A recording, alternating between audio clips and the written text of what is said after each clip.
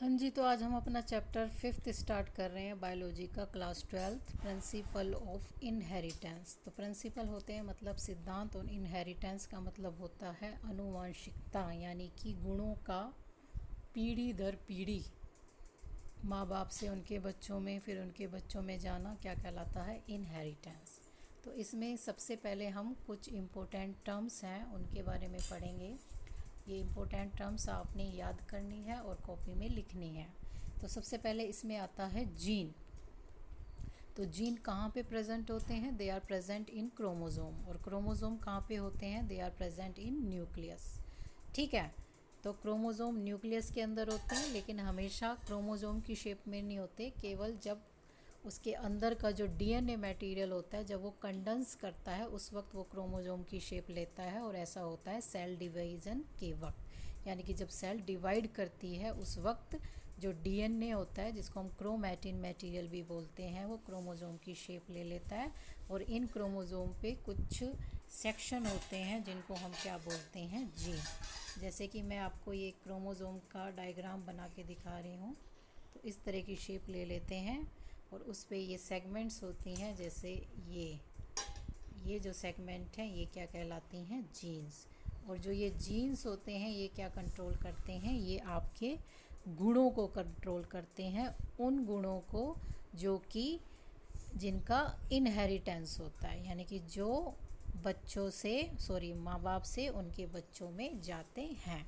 जैसे कि आँखों का रंग, बालों का रंग, नाक की शेप, हाइट।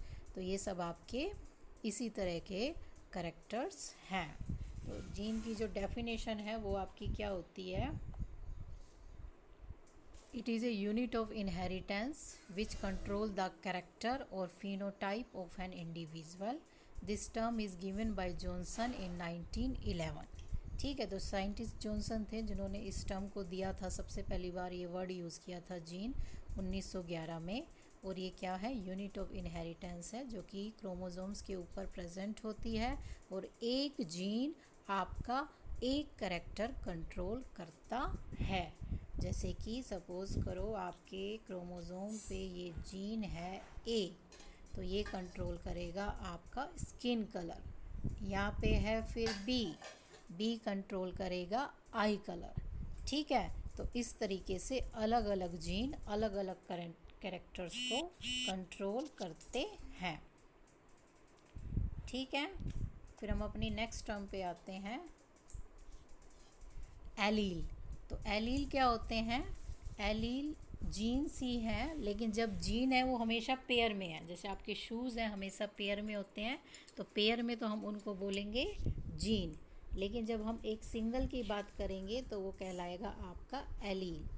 ठीक है, तो allele different forms of the gene which control the contrasting character. For example, अगर हम हाइट कैरेक्टर की बात करें तो इसके आपके दो जीन होते हैं, एक होता है कैपिटल टी और दूसरा होता है स्मॉल टी। जो कैपिटल टी है वो कंट्रोल करता है टोलनेस को। ठीक है, और जो ये स्मॉल टी है ये कंट्रोल करता है ड्वार्फनेस को। ठीक है, तो अगर हम ऐसे लिखते हैं तो ये अब क्या है, पेयर है, तो ये कहलाएगा जीन।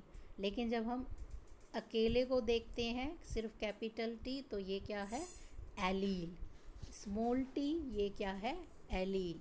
यानी कि पेयर में तो हम इन्हें जीन बोलते हैं और सिंगल को हम क्या बोलते हैं, एलील बोलते हैं।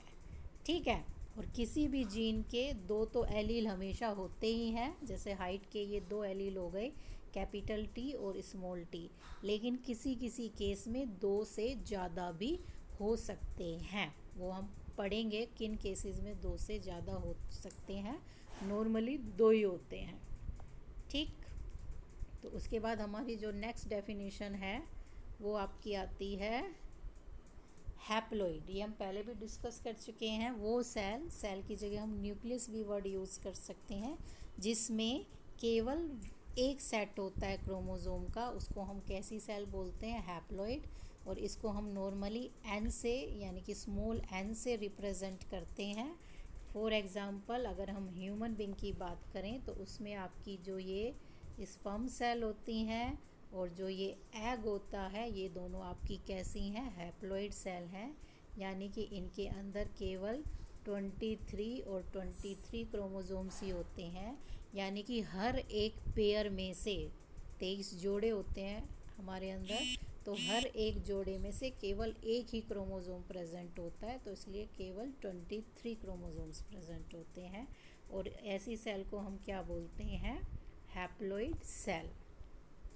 ठीक, नेक्स्ट आती हैं हमारी डिप्लॉइड सेल। डिप्लॉइड सेल वो होती हैं जिसमें आपके 2 सेट ऑफ क्रोमोसोम होते हैं। अब इसमें थोड़ी सी गड़बड़ हो चुकी है यहाँ, तो यहाँ पे सेल आना था सेल विद 2।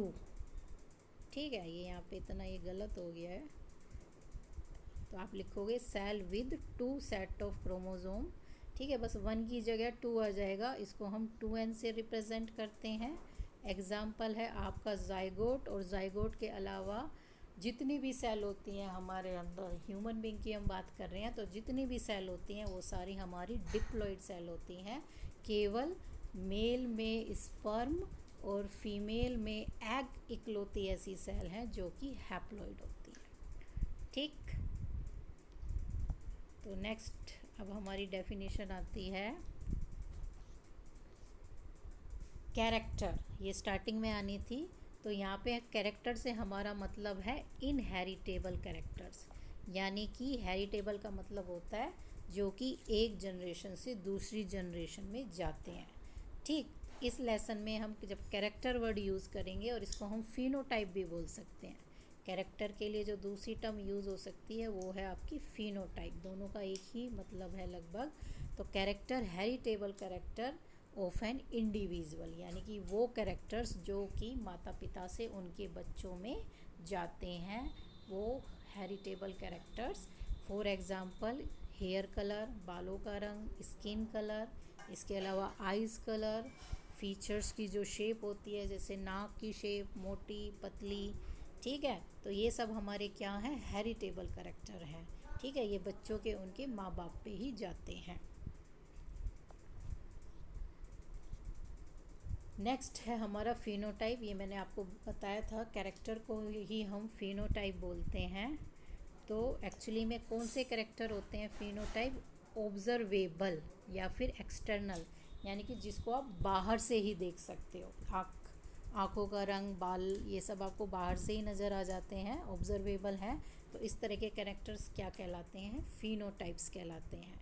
ठीक है, और इसी के जैसी एक और टर्म है जीनोटाइप। जीनोटाइप आपको बाहर से नहीं नज़र आएंगे, ये अंदर जो जीन का कॉम्बिनेशन होता है, हर इंडिविजुअल के अंदर जीन्स होते हैं और इनके जीन्स का एक सबका पर्टिकुलर सेट होता है, तो वो जो जेनेटिक कॉन्स्टिट्यूशन है वो उसका क्या कहलाता है, जीनोटाइप कहलाता है।